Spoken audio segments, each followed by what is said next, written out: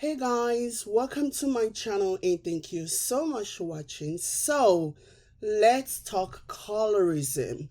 Ooh, the big bad wolf. So recently there's been a lot of conversations about Potomac, and I mean the Real Housewives of Potomac, about whether or not colorism exists within the show, and as well as if some of the ladies on the show are colorists, such as the Gizelles of the world, the Robyn of the world, the Mia of the world, and even maybe Ashley.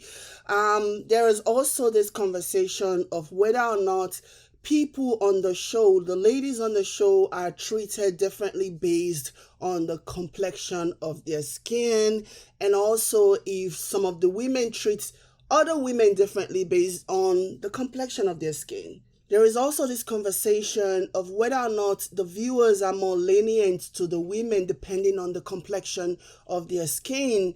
Example, Gizelle and Robyn can be aggressive, they can be mean, they can be just vile, and they can actually get away with whatever it is that they're doing that we can all see are terrible things, but they can get away with it because of the complexion of their skin versus, say, Candiace or Wendy or even Charisse not being able to get away with the same thing that Gizelle or Robyn would do and get away with. So there's been this conversation. And it's not just, like I said, it's not just about the women on the show. It also trickles down to the audience and the viewers and how they accept, their tolerance level depending on who is doing the bad thing. Okay? And then there is this other conversation as to whether or not colorism even exists at all. And to that, I say, yappity yap. Colorism definitely exists. We're not going to act like it doesn't exist. We're not going to play that mind game here. So, yep, it does exist. So, what is colorism? Let's go to Google and find out what is colorism. According to Google, colorism is defined as prejudice or discrimination against individuals with a dark skin tone, typically among people of the same ethnic or racial group. They even give an example and says, colorism within the Black community has been a serious emotional and psychological battle. So there it is. Colorism is basically prejudice or discrimination against individuals with darker skin tone. And out of colorism is born featureism. And from featureism, you get quote unquote pretty privilege. So featureism is basically when a non-white person, for example, a Black person, has the more socially acceptable facial symmetry and structure, or the European standard of beauty, like the face that is recognized as the European standard of beauty. For example, some dark-skinned Black people might be praised for having a more European feature, like the smaller nose, the smaller lips, and facial symmetry, basically. And like I said, from that comes pretty privilege, which is basically, for example, two dark-skinned people being judged completely differently based on their facial symmetry, their facial features. One is viewed as more beautiful because they have the so-called quote-unquote Eurocentric features, while the other one is viewed as not the standard of beauty because they have the more Afrocentric features, which is laughable to me because a lot of these so-called tests are conducted with a great deal of ignorance and just poor researching, because if they had done their research, they would have known that Africa is not a one-size-fits-all. There are so many different features and whatever in Africa, but that's a story for another day. Let's go back to the Real Housewives of Potomac. So recently, Candiace somehow sort of confirmed some of the speculations that a lot of Potomac fans have had with regards to colorism as it applies to Gizelle and Robyn. So, because the episode that we are still talking about, episode 5, where Robyn was barking at Wendy, calling her a liar, calling her horrible, which in my opinion is like, you are just projecting. You are projecting whatever you are, you're projecting it on Wendy, because as the producers showed us, You are the liar. You and Sharice are the liars. So anyways, and conversations have been going on with regards to just what went down and everything. And Candiace took to her social media and she had this to say. So she says, all BS aside, I cannot receive that Wendy needs to own, in quotation, that she can be a little condescending, that she rolls her eyes or her neck, etc. Everyone in this group is a condescending a-hole, myself included. Wendy is just darker and rebuts better than the majority. Stop it. So there you have it. That's what Candiace is saying. And she should know she's on the show. I'm sure she's been at the receiving end of the wrath of the green-eyed monsters.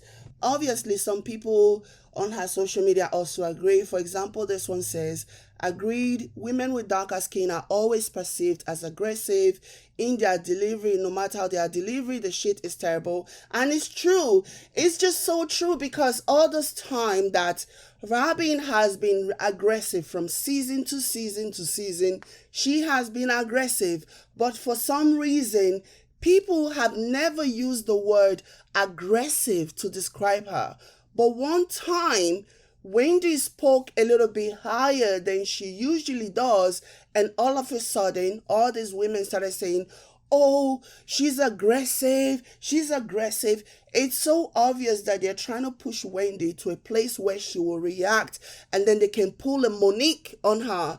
Gizelle can come with that big ass security guy and say, I am so scared. I don't want to be around you. That's just what they're doing. And they are even more angry that she's not taking the bait. They have been baiting her since the beginning of season 7. They have been baiting her, and she can see them, like she has their number, and she's not taking the bait. And I love that for her. Sometimes let the world see who these awful people are. You just keep being you. And it is so obvious. It is so glary. It is so sickening. Like, I am so scared of what they're going to do to Wendy, because I was listening to her interview, the one she recently did with Carlos King, and she was saying that what we saw, what they did to her with regards to the quote-unquote family fun, whatever, that Robyn did was the icing on the cake, was the walking on the park, or whatever. I'm paraphrasing, obviously, in comparison to what they did to her as the show proceeded. So, like, I'm really worried for Wendy. Just because of their actions, I have already started to tune her off the show. Like, I don't even feel excited about watching, because, like, I just sense that it's going to make me so down. It's going to demoralize me. I'm not going to have any fun. That's how I have been feeling from the second part of season 6 all the way to the reunion of season 6. I started seeing myself not having any kind of interest. This is a show that I would typically binge watch, but I started losing interest because I just got so tired of the way they were treating Wendy and Candiace, and it just got too much for me. Like, I don't know. I hope the producers do something. I was listening to Gizelle's interview with Carlos King, and she was talking about how, when they went to the BravoCon, everybody came to her and said, you changed my life. It was all positive. People had nothing but nice things to say about her. I'm like, okay. How about we have another BravoCon and hear what people are saying now? And I sincerely doubt it. Gizelle lie a lot. I don't believe one word she says out of her mouth. Like, how? An example will be needed right about now. Give us an example of that thing that you did or said that was so profound that somebody approached you at BravoCon and told you that you changed their lives. Gizelle, let's hear it. They didn't tell you? Okay. Good. So, it's whatever. I'm just going to power through the rest of the episodes and see what they're going to do to Wendy. I hope that production continue to expose this awful, vile women. They need to be exposed. They are terrible people. They need to be exposed. There is no place for people like that. And you know what is so sad? Colorism, much like racism, is sometimes is overt, and sometimes it's not. Sometimes, just like racism is hard for you to actually put it in words to articulate what you have experienced, colorism is like that. And because sometimes it is just something that you feel, it is an aura, it's an energy that you feel, some people might dismiss you and say, oh, it's all in your head, you don't know what you're talking about, just gaslight the shit out of here, so it's sad. It's really sad. And these women, they need to be checked. They need to be checked. And I'm listening to the interview with Carlos King, and Carlos King kept referring to her as the ghost executive director or some nonsense like that. Like, who died and made Gizelle a so-called ghost executive director or whatever? Like, she does nothing. She brings nothing to the show. She brings nothing to the show other than stir up drama, other than bring other people's issues. Like, nobody knows anything about your life. Nobody knows what you're doing. You're always so coded, but you have no problem bringing other people's marriage, especially. And then she had the audacity during the interview with Carlos King, she had the audacity to say, oh, that she doesn't care that people say she's messy because she has no man. Of course she's going to say she doesn't care. She's not going to say she cares. She's going to say she's unbothered by it because that's what people do. But the fact that after season 6, they still mad at Wendy in season 7 and beyond says that she definitely touched a spot. Okay? If you're not so mad, why are you that way? Why are you icing her out then? If you were not so offended, if you're not so angry about it, I really hope that the producers of the show, the real producers of the show, not Gizelle, not Robyn, who really does nothing on the show, I hope they really take all this outrage into account and do something, and maybe even take the show to a different direction, because there's a lot of bullying. Gizelle and Robyn are bullies. They bully all the women on the show. If you don't kiss the ring, you become public enemy number 1, and it's not supposed to be like that. They're not supposed to have that much power to be able to pick and choose who stays and who goes, who's going to be iced out. They have an obligation. Okay, if you feel uncomfortable filming with somebody, and then let's have a conversation. Okay, let's iron the whole situation out. But you simply cannot, when this person has not shown you any aggressive nature, just because they fought back after you have been bullying people for more than 6 seasons and somebody finally stood up to you, and all of a sudden you are mad at the person.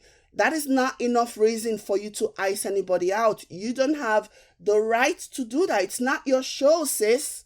It's not your show, So I'm just hoping that the producers can take all of these things that everybody online is saying and then make the necessary adjustment, because it's too much.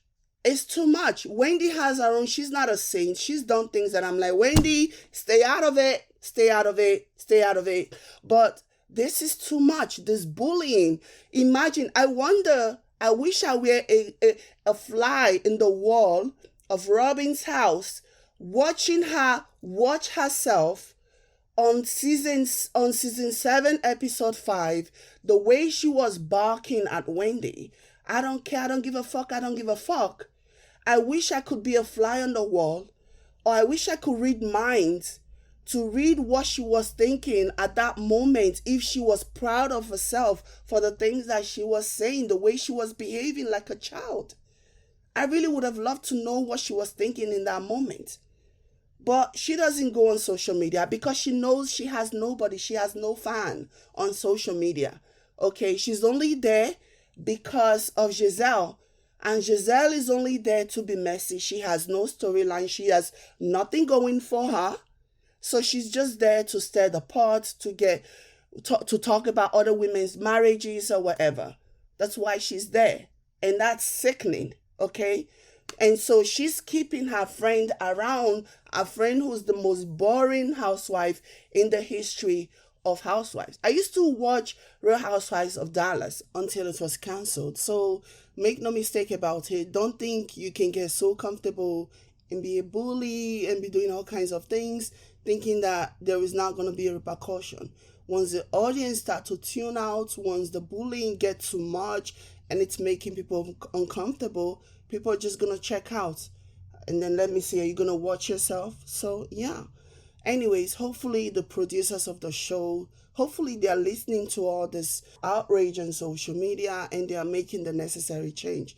This can't continue. Gizelle and Robyn can't continue to bully all these other women without any kind of repercussion. And now they have added Mia to it, and she's more than happy to be that person. But I'm not surprised because nasty and nasty always go together. So yeah. Anyways, that's where I'm going to end this. Thank you so much. I'll catch you guys later. Bye.